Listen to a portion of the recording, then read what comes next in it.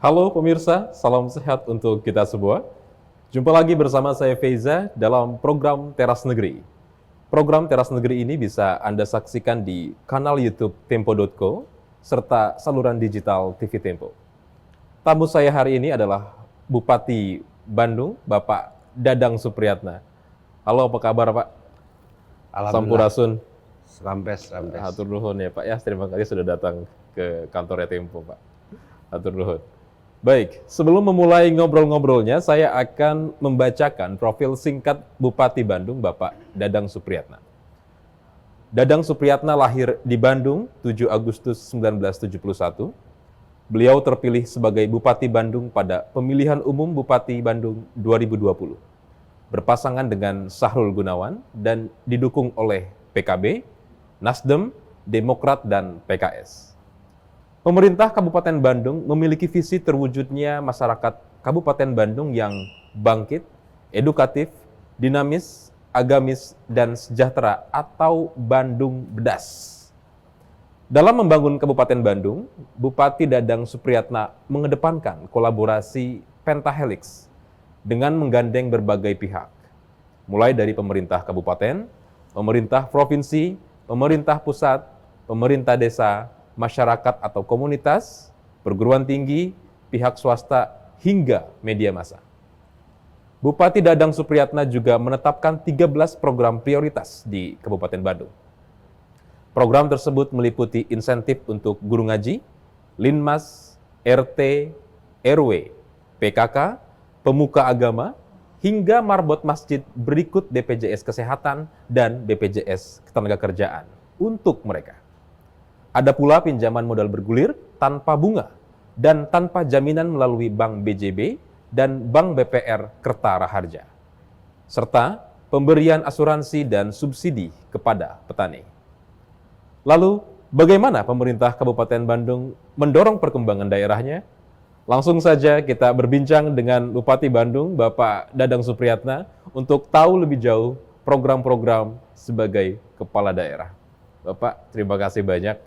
Siap. Sebelum kita mulai perbincangan, sebelumnya saya ingin atau kami ingin menyampaikan keprihatinan atas musibah bencana alam angin puting beliung yang beberapa waktu lalu melanda sejumlah kawasan di Kabupaten Bandung ya Pak ya. Mungkin bisa sedikit di-update Pak, apa atau bagaimana penanganan terhadap para korban hingga proses perbaikan sarana dan prasarana yang dilakukan setelah bencana Pak. Mangga. Baik. Kemarin waktu 2 hari yang lalu, Kabupaten Bandung itu dilanda musibah puting beliung yang mana di daerah Bojong Malaka ya, desa Bojong Malaka. Itu bisa hampir kurang lebih 152 rumah yang tertimpa, dan juga di daerah Andil, Bale Endah, di daerah yang lainnya. Ini kurang lebih sekitar 500 rumahan.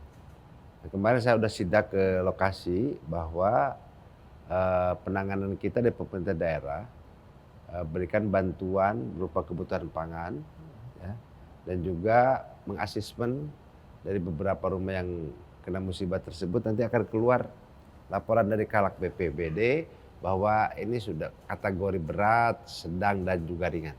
Maka kita keluarkan bantuan disesuaikan dengan SSH yang sudah ditentukan dan sesuai dengan peraturan perundang-undangan, sehingga kita biasanya ditransfer ya, tidak berupa tunai, itu langsung ke rekening si penerima atau korban masing-masing. Oke, jadi bantuan itu langsung diberikan kepada para korban. Betul. Ya Pak ya, kepada para penerima. Betul. Luar biasa sekali. Nah, selanjutnya nih Pak, Kabupaten Bandung itu kan punya tagline atau punya slogan Bandung Bedas. Ya. Nah, ini bisa diceritakan maksudnya apa Pak, Bandung Bedas ini Pak? Bandung Bedas ini berawal sih sebenarnya pada waktu saya jadi nyalon anggota DPRD provinsi ya. Oke. Jadi waktu itu saya ingat bahwa setelah 2 periode di kabupaten, saya mencalonkan menjadi anggota DPR Provinsi Jawa Barat. Saya menggunakan tagline Bedas. Tagline Bedasnya itu artinya bersama Dadang Supriyatna ya. Oke. Awalnya itu. Nah, setelah saya mencalonkan menjalankan bupati karena saat itu saya tidak direkomendasi oleh partai yang saya dulu jadi anggota DPRD kabupaten dan juga provinsi. Terus saya ditarik oleh PKB ya waktu itu, dan juga oleh keluarga besar Nahdlatul Ulama. Oke. Nah, sehingga Bedas di sini mendapatkan akronim. Ya. Jadi akronimnya yaitu B-nya bangkit, edukatif, dinamis, agamis, dan sejahtera. Nah, kenapa ada kalimat bangkit? Kalimat bangkit ini asal kata di kalimat nahdoh, Pak. Nahdoh. Nahdoh itu bangkit artinya. Ya. Dan juga diselaraskan dengan partai yang mengusung saya gitu. Karena partai kebangkitan bangsa ya kita harus bangkit. Betul. Nah, jadi dan saat itu akhirnya saya diusung oleh 4 partai. Nah, dibuatkanlah tagline Bandung Bedas ini menjadi tagline yang tentunya sudah selaras dengan kondisi apa adanya pada saat itu. Ya. Nah, sehingga dari kalimat Bedas ini akronimnya B-nya bangkit, E-nya edukatif dalam hal pendidikan, D-nya dinamis, kita harus dinamis, bersaing secara sehat dengan daerah-daerah yang lain dalam konteks positif, A-nya dibaring agamis, tanpa agama kita tidak sempurna, dan berujungnya sejahtera. Jadi pas, itu cocok, komplit, ya komplit. Karena dengan semangat kita bangkit dari keterpurukan, bangkit ya supaya kita bisa melebihi dan lebih inovasi, sehingga dibarengi dengan agama, edukatifnya pendidikan, SDM ini sangat penting sehingga terjadi suatu dinamisasi, dibarengi dengan agama, insya Allah bakal sejahtera. Amin, amin. Luar biasa. Ternyata maknanya cukup dalam ya Pak dari kata Bedas ini ya. Luar biasa. Oke. Nah, selanjutnya Pak, pemerintah Kabupaten Bandung ini kan memiliki 13 program prioritas. Ya. Ini sangat menarik pasti. Ada insentif untuk guru mengaji tadi ya, petugas perlindungan masyarakat, RT, RW, pengurus PKK, lalu kemudian dan lain-lain lah. Dan dilengkapi dengan BPJS Kesehatan dan Ketenagakerjaan. Nah, bagaimana insentif ini berjalan dan apa dampaknya Pak bagi masyarakat? Oke. Program ini 13 prioritas, maaf, ini ada asbabul nuzul ya. Oke. Jadi ada histori tentunya. Saya dulu teringat pada waktu jadi kepala desa ya. Saya waktu kepala desa itu usia 26 tahun. Masya Allah. Dan saat itu desa tidak punya uang. Sekarang setelah Pak Presiden Pak Jokowi miliaran, Dana dulu desa. nggak ada. Ya, ya. Nah, tetapi walaupun nggak ada uang saat itu, karena otonomi desanya itu total, artinya ya, bagaimana untuk bisa mencari potensi yang ada.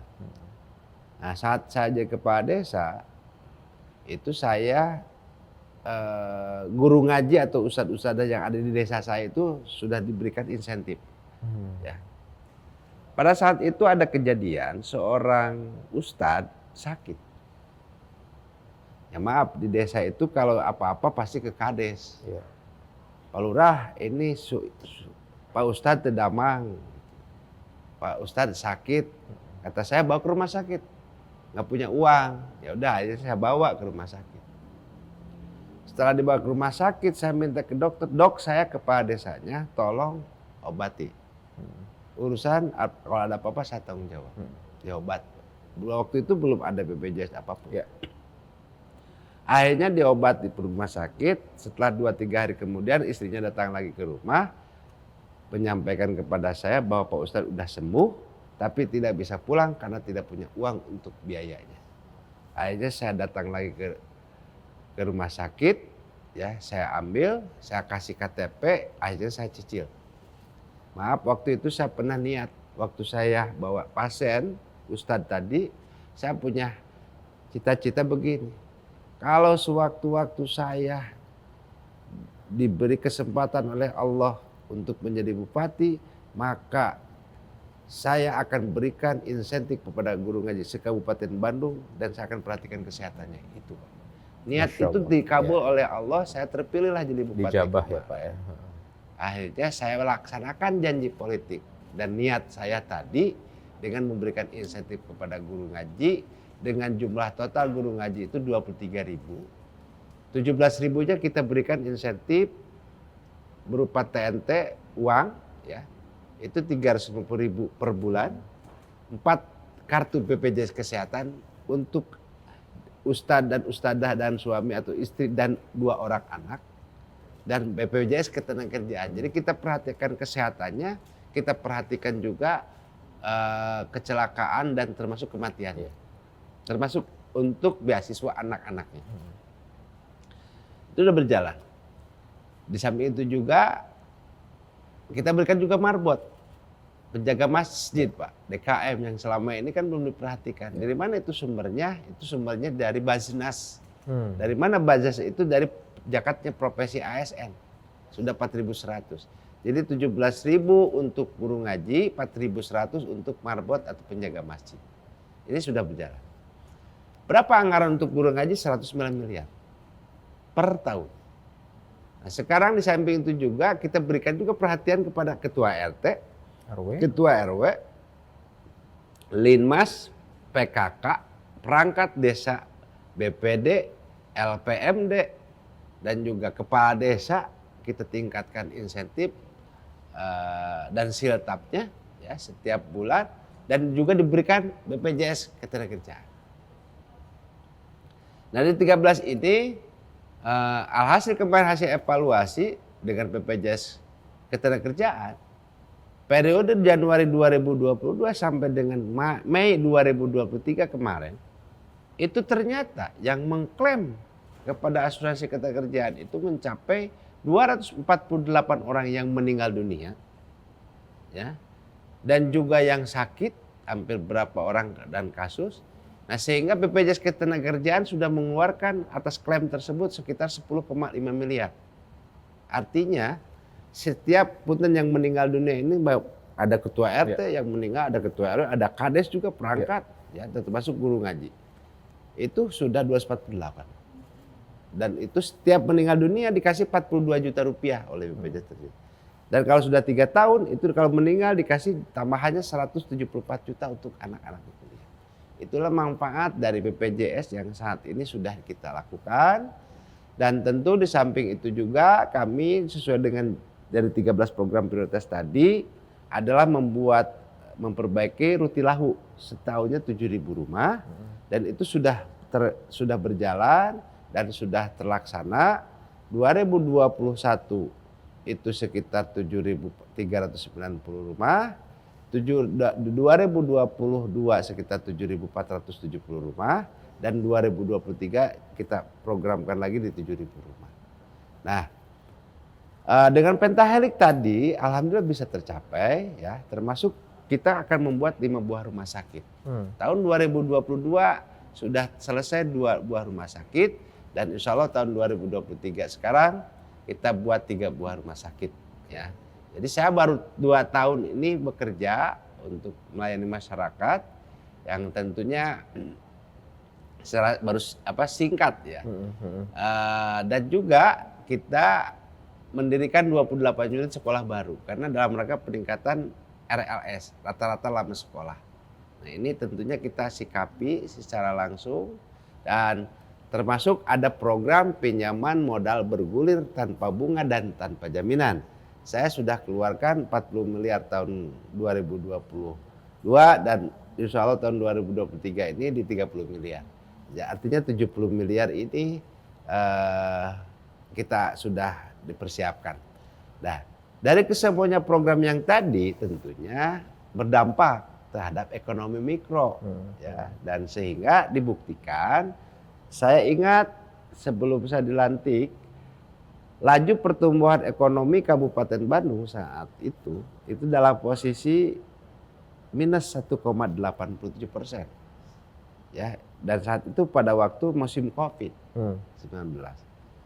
Tapi kita berjuang terus segala macam, dan akhirnya tercatatlah berdasarkan data BPS per bulan Desember 2022 bahwa laju pertumbuhan ekonomi Kabupaten Bandung meningkat menjadi 5,32%. Yang keduanya, PDRB Kabupaten Bandung meningkat dari 130 menjadi 143 triliun. Dan termasuk investasi di tahun 2022 mencapai 34 triliun. Dan per bulan Mei sekarang 2023 baru 5 bulan ini sudah mencapai sekitar 9 triliun investasinya. Dan juga IPM Kabupaten Bandung meningkat yang asalnya 72,73 poin saat 2022 kemarin mencapai 73,09 poin. Nah, dari sektor mana ada 3 indikator. Yang tinggi itu dari sektor daya beli, dan yang kedua dari sektor kesehatan, dan yang ketiga dari sektor pendidikan. Kenapa pendidikan tidak dominan meningkatnya? Karena ada kewenangan yang tentunya bukan merupakan kewenangan kabupaten dan kota, yaitu kewenangan provinsi, yaitu tentang SLTA. Begitu, Kang.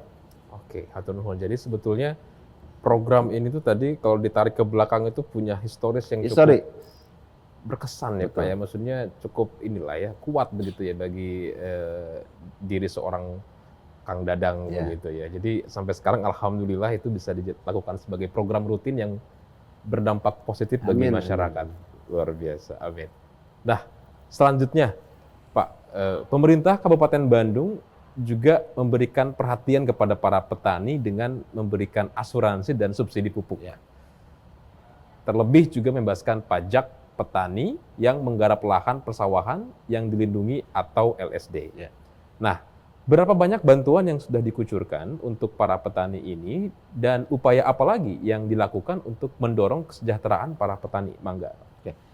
Pada awal-awal 2021 memang itu kan lagi program berjalan.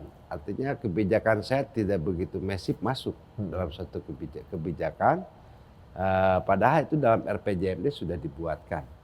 Cuman dalam hal implementatif ini ada kendala. Nah, kendalanya punten mungkin karena kepemimpinan saya baru, mungkin ya ada kepala OPD yang tentunya tidak bisa secara langsung bisa menyesuaikan.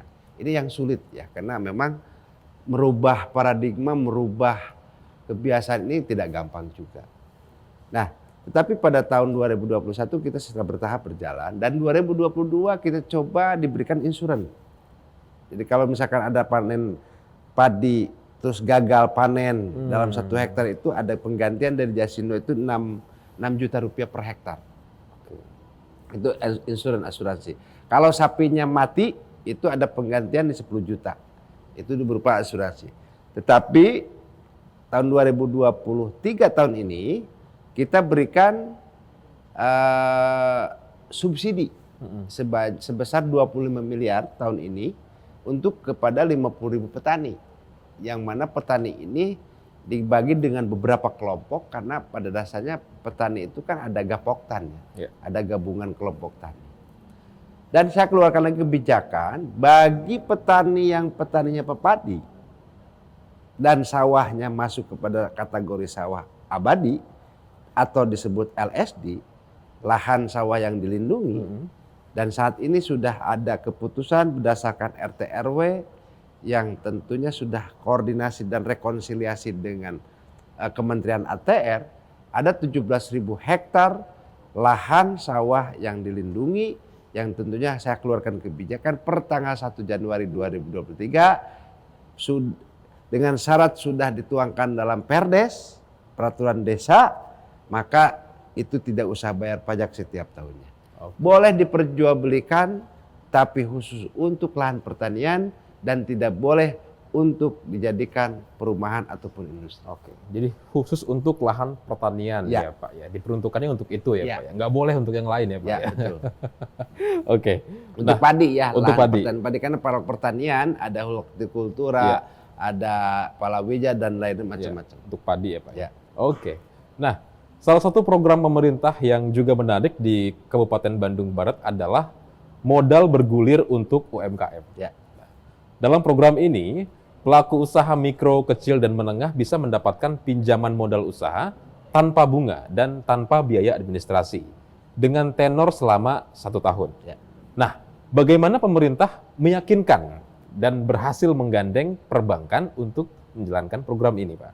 Lalu berapa banyak UMKM yang telah mendapatkan fasilitas modal bergulir tersebut? Oke, mangga Pak. Awalnya kenapa program ini ada? Karena saya pernah jadi anggota DPRD Kabupaten 2 periode dan saya sempat jadi anggota DPRD Kabupaten Provinsi ya, baru 1 tahun. Ini hasil keliling nih. Jadi ada history juga nih. Oke, mangga Pak. Ya, saya hasil keliling. Oh ternyata di lapangan itu menemukan masalah. Masalah apa? Oh ternyata ibu-ibu ini banyak yang terjebak oleh Bank Emok. Oh, oke. Ya punten dalam tanda kutip rentenir dan Iya, sebagainya. Ya punten sehingga ini ada perubahan karakter. Pak. Ini yang masalah, ini bahaya. Kalau ini dibiarkan juga bahaya. Pak. Nah sehingga saya menyatakan pada waktu kampanye bahwa kalau saya jadi bupati saya akan buatkan program ini. Dan saya sudah buatkan. Nah ini hasil dari konsultasi dengan Kementerian Dalam Negeri, dengan Dirjen Keuda dan semuanya. Sehingga boleh daerah untuk membuat suatu muatan lokal ya, atau yang disebut hasil visi misi yang diperkuat ke dalam RPJMD dan alhamdulillah ini sudah berjalan. Awal-awalnya memang semua bingung. Bingungnya gimana polanya. Tadinya saya mau memberikannya itu kepada BUMDes, Pak. Oke. Tapi setelah saya cek, ternyata BUMDes ini dari sekian desa ini hanya 5% yang kategori BUMDes yang sehat. Sementara ini uang negara yang harus diamankan. Dan supaya bisa bermanfaat dan kategorinya ini tidak masuk ke hibah. Kalau saya khawatir masuk ke desa ini di kategori hibah uang tidak berputar. Ya. Artinya tidak ada pendidikan secara ekonomis dan tidak mendidik kepada masyarakat untuk menjadi wirausaha. Ya. Ini masalah. Ini juga takut saya kenapa? Karena saya pernah jadi kades itu ada beberapa program yang kata-kata dari pemerintah kata penilaian masyarakat itu hibah. Kalau hibah tidak akan berputar. Akhirnya saya minta konsultasi dengan konsultasi Mendagri dan ada solusi. Akhirnya polanya ada semacam pendistribusian modal non permanen. Oke. Ya, sifatnya kepada penyertaan modal non permanen kepada Bank BJB dan BPR Kertara Harja. Kebetulan BPR punya kita, ya punya Kabupaten Bandung, memang adanya penyertaan modal non permanen. Disimpanlah di bank uang kita, pertama 20 miliar di BJB, 20 miliar di BPR Kertara Harja. Nah, tapi ada perjanjian dengan Pemda, dengan kita itu, jadi untuk disalurkan kepada para pelaku UMKM, terutama yang punten pasca pandemi, yang mana kolab, ini yang harus diangkat dan disupport, ya, baik perorangan ataupun kelompok. Nah, terus bank penyalur tidak boleh mungut sepeser pun kepada si calon nasabah, baik itu bunga ataupun biaya administrasi dan asuransi. Semua kita bayar. Berapa nasabah atau masyarakat yang pinjam program ini, maka kita bayar lagi bunga bank. Kita subsidi bunga. Oke.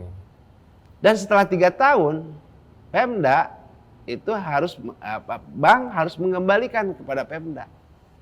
Jadi uang tersebut. Dan saya tidak menahu tentang NPL.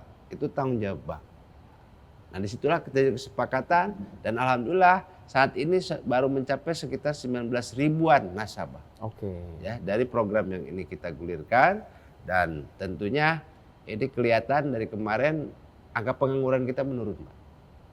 Dari asalnya 8,52% Desember 2022 kemarin menurun tinggal 6,98%. Ini salah satu program ini betul-betul bisa berpengaruh dan berdampak secara ekonomi dan pertumbuhannya positif meningkat. Alhamdulillah. Jadi memang terasa ya Pak Ya. dampaknya itu dari tadi strategi yang Bapak sampaikan memang fungsinya adalah untuk mendidik masyarakat untuk bisa memiliki jiwa kewirausahaan atau entrepreneurship. Luar biasa. Nah Pak, selanjutnya dari sekian banyak penerima program modal bergulir tadi, ada nggak pelaku UMKM yang bergerak di sektor pariwisata? Lalu apa saja jenis usaha yang mereka lakukan, Pak? Mangga. Pelaku UMKM di bidang suatu banyak, Pak. Karena di Kabupaten Bandung ini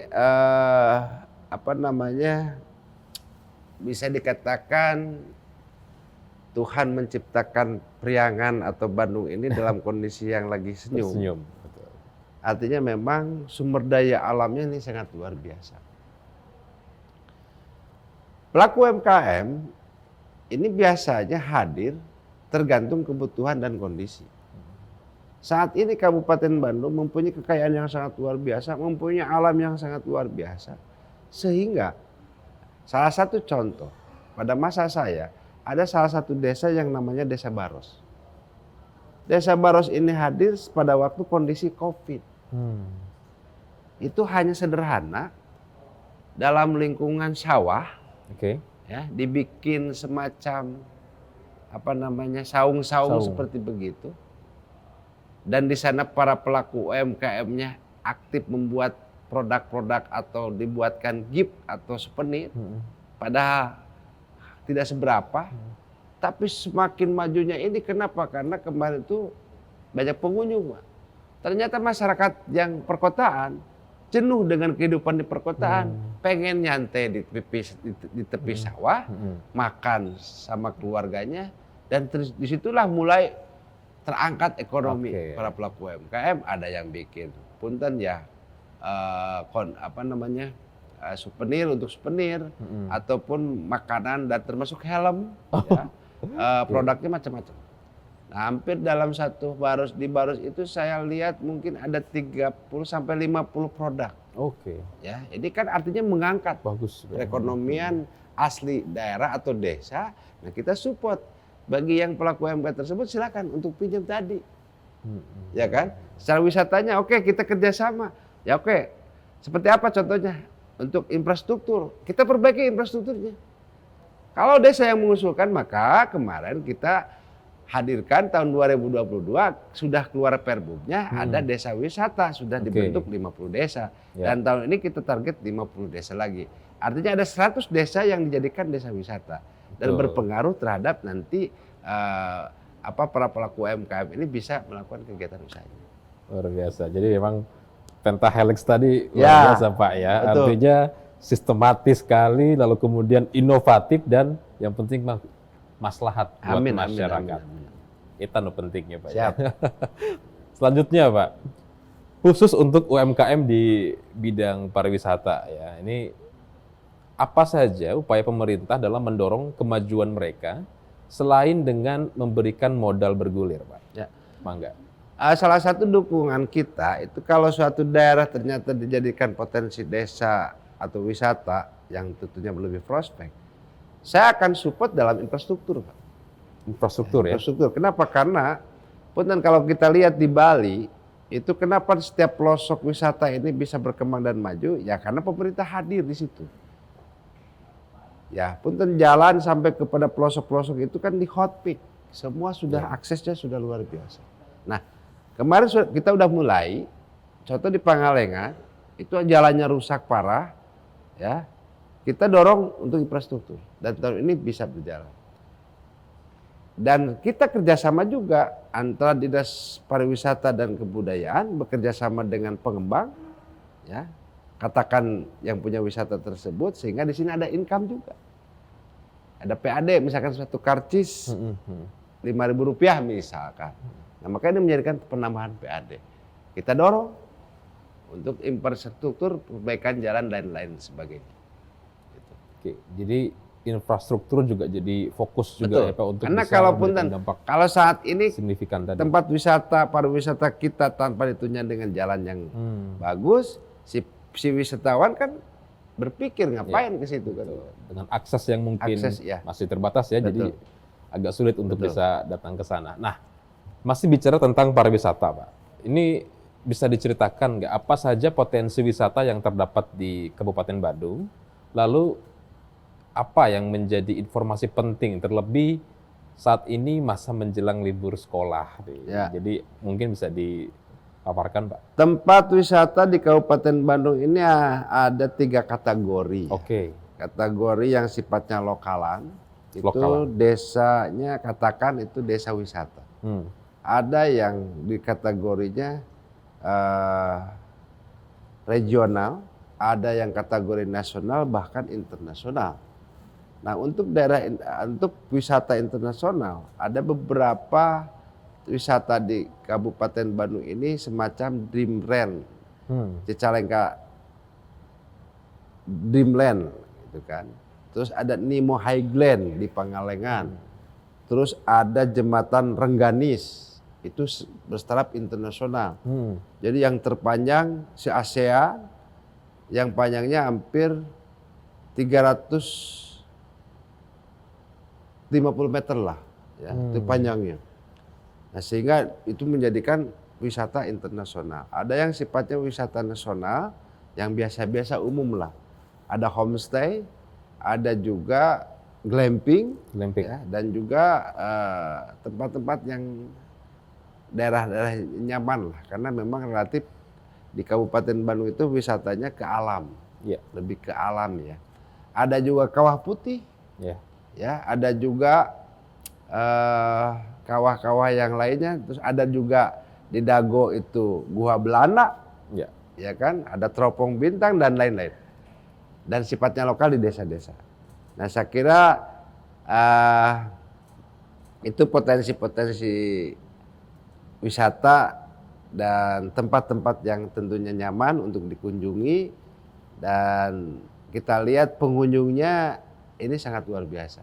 Pasti. Ya, bisa di satu titik, contoh di Nemo Highland, itu per bulan bisa mencapai 150 sampai 200 ribu orang pengunjung. Nah, sehingga berdampak terhadap jalan jadi macet. Nah, apa yang harus kita lakukan? Ya, mengusulkan apa? Jalan. Nah, jalan ada 2, ada yang sifatnya oleh pemerintah menjadikan proyek strategis nasional, ada yang dibikin oleh investor. Bisa dibikin oleh investor, bisa. Dengan cara apa? Kita minta kepada Kementerian PUPR untuk memberikan keleluasan membuat jalan tol. Kalau seandainya kita membuat jalan tol, misalkan dari Soreang sampai ke Ciwidey, terus ke Cidaun, dan juga belok ke Pangalengan, saya kira ini akan lebih cepat dan lebih berkembang dibandingkan tempat wisata di Lembang. Kenapa? Karena itu sangat luar biasa. Secara potensi juga sangat mendukung ya, Pak Bupe. Oke, baik Pak, terima kasih. Nah, nggak terasa nih kita sudah ada di penghujung acara, Pak. Saya ingin mempersilahkan kepada Pak Dadang Supriyatno untuk memberikan pernyataan penutup atau harapan sebagai Bupati Bandung untuk kemajuan Kabupaten Bandung. Mangga.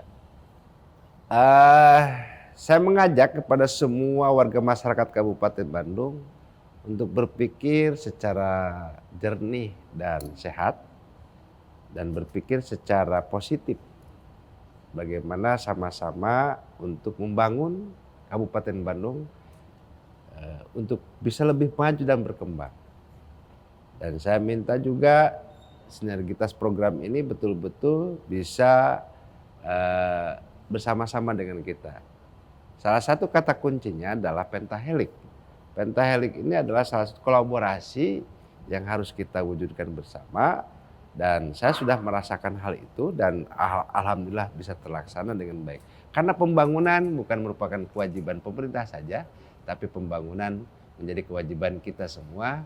Dan tentu saya ucapkan terima kasih atas kerjasama selama ini kepada semua warga masyarakat Kabupaten Bandung dan sekitarnya, yang mana pendapatan asli daerah kita meningkat walaupun dalam kondisi pandemi, dan juga laju pertumbuhan ekonomi kita meningkat, terus PDRB juga kita meningkat, angka pengangguran kita menurun, dan ini semua berkat kerjasama masyarakat Kabupaten Bandung. Tentu dalam musim politik dan tahun politik ini saya menghimbau, jadilah warga yang tentunya sesuai dengan peraturan dan ketentuan dan peraturan perundang-undangan yang berlaku. Kalau misalkan kita mau bertanding dan sebagainya, apalagi mau masuk kepada pemilihan pileg atau pemilu 2024, ini sudah mulai terasa warming up dalam konteks politisnya udah berkembang dan sudah dirasakan, lebih baik kita fair play, ya. Lebih baik kita adu gagasan daripada kita saling black campaign, saling menjelekkan teman dan sahabat. Toh itu sama-sama saudara kita semua. Itu saja yang saya harapkan dan mohon doanya. Saya menjadi bupati akan terus melaksanakan melayani masyarakat dengan konteks dan konsep servant leadership, karena bupati bukan sebagai raja tapi bupati sebagai pelayan masyarakat yang tentunya melayani masyarakat secara tulus dan ikhlas. Insya Allah Allah akan melindungi dan Allah akan memberikan solusi untuk kemajuan Kabupaten Bandung. Terima kasih. Luar biasa sekali. Bupati adalah pelayan masyarakat, ya, servant leadership. Luar biasa. Terima kasih Pak Bupati. Baik, pemirsa, Teras Negeri akan kembali berbincang dengan sejumlah kepala daerah yang banyak memberikan inspirasi untuk kemajuan negeri. Saya Feza Aditya beserta kru yang bertugas, pamit undur diri dan sampai jumpa.